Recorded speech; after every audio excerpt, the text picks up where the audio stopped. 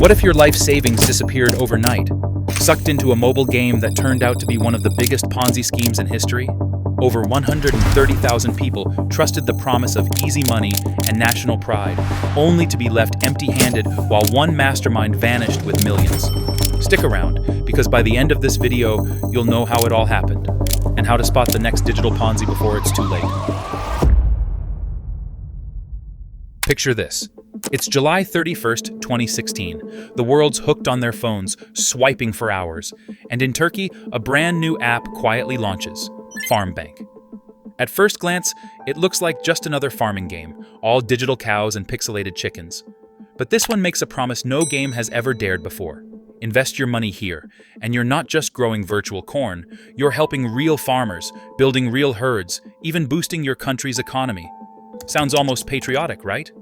With a couple of taps, anyone could become a digital farmer and, supposedly, a real-world investor. The marketing was everywhere. Sleek logos, local TV celebrities, even government officials shaking hands at grand opening ceremonies. The entire idea seemed to shimmer with possibility.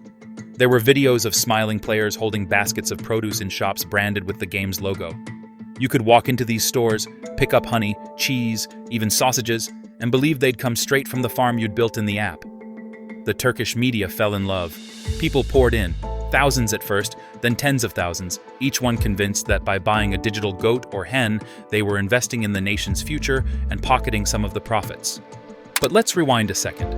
Who was behind all this? Meet Mehmet Aydın, a restless, ambitious 20-something with a checkered past who'd once dreamed of being a famous rapper before pivoting to entrepreneurship. He was a regular guy from Bursa, the son of farmers, a high school dropout who'd bounced between odd jobs. But he had big ambitions and a knack for charming the right people. Through a few friends in the Turkish rap scene and some late-night gaming sessions, he met a web developer and started cooking up the idea that would become Farm Bank. And let's be real, Farmville was a global phenomenon, but Farm Bank promised something more. Real impact, real money, real change. In the summer of 2016, Mehmet and his partner officially launched their dream project with barely $10,000 in capital, but the word spread like wildfire. Within 8 months, the numbers were staggering: 50,000 active players. The app's in-game currency, gold, could be used to buy more animals, unlock new land, and speed up your farm's growth. The app lets you exchange virtual gold for real Turkish lira. And if you wanted to ramp up your farm, you could always just pay real money. For every player brought in, a small cut of their spending went to the person who referred them. If you're thinking this sounds just a bit like a multi-level marketing scheme, is because it was. Meanwhile, Farm Bank's promises kept getting bigger. The money you put in? Supposedly invested in actual livestock, with profits from the sale of cheese and milk flowing back to players. Turkey's economy was struggling, inflation rising, local farms losing ground to cheap imports. Farm Bank suddenly seemed like a miracle fix, modern, digital, and patriotic. People from all walks of life started buying in. University students, pensioners, city workers, even politicians. Some players took out loans just to invest more. At its peak, Farm Bank had over 500,000 active players, 130,000 of whom invested real money. A total of $250 million poured into the system. The government cheered it on. Grand opening events drew crowds and cameras. Celebrities like the beloved actor Mehmet were featured in commercials, lending the project an extra dose of credibility. And for a while, the magic seemed real. Every player got their payments on time. The shops, filled with branded food products, popped up in every region. The app was a hit, so much so that people barely stopped to question if it was too good to be true. Every microtransaction felt like progress. A few lira here for a new chicken, a little more for some virtual feed. Each time, the app pinged back a visual burst, profit earned, and players watched their balances rise. But here's the first twist. Almost nobody thought to ask if the honey, cheese, or sausages in those shops really came from their investments. The branding was just that, branding. The majority of the farms never existed, and the real products were often imported from elsewhere, with a Farm Bank logo slapped on the packaging. But why did nobody check? How could thousands of people, bankers, lawyers, even regulators, get caught up in the fantasy? Well, this is where things start to unravel, and where Mehmet Aydın's true genius and ruthlessness takes center stage. Because, as you'll see in part 2, behind the smiling photos and the TV ads, the system depended on something far more fragile than the fate of Turkish agriculture: the blind trust of its own people. By early 2017, Farm Bank's promise had become something like a national fever. If you flipped on the TV, there was Mehmet Aydın grinning beneath a branded cap, cutting ceremonial ribbons next to local officials, the crowds cheering as if he'd just unlocked a new golden age. Some players joked that he was the digital savior of Turkish agriculture. At his farm openings, bodyguards had to part the sea of fans for him to walk through. The media gushed over the supposed innovation. Here was a way to beat back economic decline, create jobs, and let ordinary citizens invest with just a few taps on their phones. People weren't just playing a game. They were buying into a vision of hope, a shortcut to a better future with a guaranteed payout. The feeling was contagious, and every new investor was another brick in what looked like the world's most ambitious community project. But as money flowed in, so did the first warning signs. There were whispers among players that not every payout came as quickly as promised. Someone posted a question in a Facebook group. Has anyone else noticed how hard it's getting to actually cash out from the Çiftlik Bank app? Others noticed that some of the so-called farm shops were little more than empty storefronts with hastily printed banners and their shelves stacked with generic goods. A few brave users started crunching the numbers, and the math just didn't add up. Yet for most, the rewards kept coming. Just enough, just on time, to keep doubts at bay. The system seemed to self-correct. Each time someone grumbled, a new wave of hopefuls signed up, and the cycle continued. Mehmet Aydın wasn't just selling a dream, he was orchestrating a full-blown Ponzi scheme. The old-school kind, dressed up with a digital twist. New investors' money was funneled to pay off early adopters, creating the illusion that everyone could win. The in-game profits that felt so real were nothing but a careful juggling act, only possible as long as the player base kept growing. Every glitzy commercial, every influencer endorsement, every government handshake wasn't just promotion. It was oxygen for a fire that could only burn bigger, never smaller. And the moment it slowed, things would go dark. It's the same trick as every pyramid scheme in history, but here it wore the mask of innovation and patriotism. By late 2017, the cracks were impossible to ignore. More and more players reported delays and missing payments. Some even went into debt to double down on their investment, convinced the payout was just around the corner. Others, less lucky, started to panic. The Turkish Ministry of Customs and Trade quietly began an investigation, raising eyebrows when they discovered the company's funds weren't even in Turkey, but instead routed through a shell company in northern Cyprus. That alone was a blazing red flag. Why would a supposedly patriotic Turkish game funnel its profits offshore? Then, the real panic set in.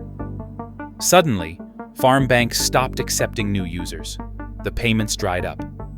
Players who had poured in their life savings, some more than $10,000, were left with nothing but glitchy apps and empty promises. Desperate crowds stormed the few real farms and shops that actually existed, demanding refunds, demanding justice. Evet. Parayla aldık yani bu hayvanları bizim parayla aldık biz bunu. Sözleşme karşılığında aldık. Ama şimdi bir tane saman balyası bile vermiyorlar bize. Some even trying to seize livestock themselves. For the first time, Turkish news ran headlines not about hope, but betrayal.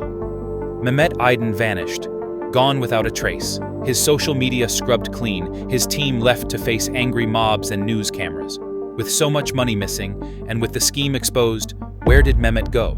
How do you disappear with a nation's hopes and hundreds of millions of dollars in your pocket? That's where our story takes a global turn, and the chase gets personal.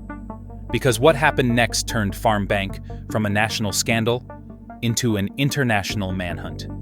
In Part 3, we follow the money, track the fugitives, and uncover the jaw-dropping lengths one man went to in order to keep living the high life. While chaos exploded back home, Mehmet Aydın was already vanishing into legend. Authorities scrambled to find him. Headlines screamed of the Great Farm Bank Heist. Victims demanded justice, but the man at the center of it all was gone. Off the grid, out of reach, and living like a king. But not quietly. Within weeks, whispers trickled across continents. Aydın had fled Turkey for Uruguay, a country half a world away, with a suitcase full of passports and, reportedly, more than $80 million in cash. He wasn't hiding in the shadows. Instead, he posted videos of himself partying on a yacht, driving a Ferrari, and lounging in luxury apartments. On social media, he became almost a myth, the scammer who stole an entire country's trust and then rubbed it in their faces. Interpol put out a red notice for his arrest. International law enforcement agencies across Europe and South America were suddenly involved. But for months, even years, every lead ended at another empty nightclub or a luxury rental already abandoned. Mehmet had become a ghost with deep pockets. Meanwhile, the devastation back in Turkey only grew. Families lost their savings. Some, like the tragic story of 25-year-old Recep Atas, were driven to despair and even suicide after losing everything they'd invested. For hundreds of thousands, Farm Bank wasn't just a game anymore. It was a personal financial disaster, and Mehmet was the villain they wanted behind bars. But here's where it gets even wilder. Mehmet wasn't alone. Several of his closest associates, developers, marketers, even his own bodyguard, were dragged into the investigation. Many claimed they'd been just as fooled as the public, insisting they never saw the full scale of the fraud coming. And while Mehmet flaunted his wealth abroad, his former business partners and celebrity backers were left to answer to the Turkish public. National TV aired apologies, press conferences devolved into shouting matches, and even the government faced scrutiny for having endorsed the project in the first place. Visual, angry mobs outside a Farm Bank shop, TV clips of tearful apologies, and news crawls reporting the ever-increasing losses. For months, the media obsessed over every possible sighting of Mehmet. Private investigators were hired by the victims. One report had him gambling away his fortune in northern Cyprus casinos. Another placed him in Rio, blending in with international jet-setters. Turkish news followed the saga like a national sport. "Where is Mehmet Aydın?" became the question on everyone's lips. It wasn't just about the money anymore. It was about pride, justice, and the desperate hope for a resolution. But as the years ticked by, hope faded. And then, suddenly, everything changed. In early 2020, a breakthrough. A private investigation agency tracked Mehmet to Brazil. Local press claimed the authorities had finally pinpointed his whereabouts. The world held its breath. Would the chase finally end? But before they could swoop in, Mehmet made a move nobody expected, a move that left everyone, from his supporters to his angriest critics, completely stunned. On July 1st, 2021, the world finally got the answer it never saw coming. After years as a fugitive, living it up in South America, taunting authorities, and watching the rage boil over back home, Mehmet Aydın calmly announced via a video that he would surrender. The setting? Not a back alley arrest, not a midnight raid, but the Turkish consulate in Sao Paulo, Brazil. With a brief, almost casual message, he promised to give himself up and face the consequences. It was the kind of twist you couldn't script. The mastermind of Turkey's biggest digital Ponzi scheme, choosing his own moment to return. Visual micro-reward. News footage of Mehmet stepping through embassy doors, surrounded by police, his face blank and unreadable. Back in Turkey, the reaction was a mix of disbelief and outrage. Crowds of journalists mobbed the airport as Mehmet, now flanked by police, stepped off his flight in Istanbul. He'd left the country with millions and a wild reputation. Now, he was just another criminal in cuffs, at least on the surface. The trial was a media circus. Prosecutors charged Mehmet with fraud, money laundering, and running an illegal pyramid scheme. The numbers were almost cartoonish. He faced a potential sentence of over 75,000 years in prison. His Ferrari, his yacht, his wads of cash, all seized. But as the courtroom drama played out, another twist surfaced. Mehmet claimed he was a victim of the government, that Turkish authorities had seized his assets and left him unable to pay back investors. He painted himself as a misunderstood entrepreneur, a scapegoat for a system gone wrong. Meanwhile, the real damage was playing out far from the cameras. Tens of thousands of Turkish citizens were left bankrupt. Some lost their homes, their marriages, even their lives. Former business partners scrambled to salvage their reputations, recording public apologies, while politicians and celebrities who had backed the project went into hiding or faced public shaming. For the average investor, hope turned to regret, then to bitterness. Even Mehmet's family and old friends were caught in the fallout. But why did Mehmet turn himself in? Some say he saw the net closing in, a tightening web of investigators, no more safe havens, and a shrinking bank account. Others think it was all part of his final gamble, a move to negotiate a reduced sentence, or simply to write the ending to his own story. After all, what does a man do when there's nowhere left to run, and the legend of his scam has become bigger than he is? Yet, despite the trial, the long sentence, and the spectacle, there was still one thing nobody could answer. Where did all the money go? As Mehmet began his decades, maybe lifetimes, in prison, Turkish authorities tallied up just a few scraps of what was stolen. Most of the millions vanished into the ether, lost in offshore accounts, gambled away, or simply spent on the fleeting highs of a criminal on the run. And still, the story didn't really end here. Because the real cost of Farm Bank wasn't just in lira, it was in trust. In a country desperate for hope, in people looking for a miracle, Farm Bank left a scar that still hasn't healed. And for anyone watching, the question lingers. Could it happen again? But before we close the book, there's one last reveal that will make you question every opportunity you see online. In our final part, we'll unpack the lessons and the red flags most people missed until it was far too late. It's tempting to look at a scam this massive and see only villains and victims, winners and losers. But the truth is messier, and a lot closer to home than most of us want to admit. Farm Bank didn't just trick the desperate or the greedy. It lured in the hopeful, the hard-working, and the patriotic, people who wanted to believe in something bigger than themselves. For a brief, shining moment, it felt like the future had arrived on their smartphones. Who wouldn't want to invest a few bucks and watch it grow into a better life? Who wouldn't trust a project endorsed by local celebrities, government officials, and their own neighbors? And who, honestly, hasn't seen an online offer that seemed just right? That mix of social proof, shiny graphics, and promises of easy money. Visual reward, a montage of smiling users, news clippings, and screenshots of too good to be true offers. But here's where it gets wild. Farm Bank wasn't just a Turkish problem. The same psychological hooks, community, urgency, reward, and a dash of patriotism are at the heart of every big scam, from crypto pump and dumps to influencer pyramid schemes. When systems are built on blind faith and relentless marketing, nobody wants to believe they're the mark. So people ignore the red flags.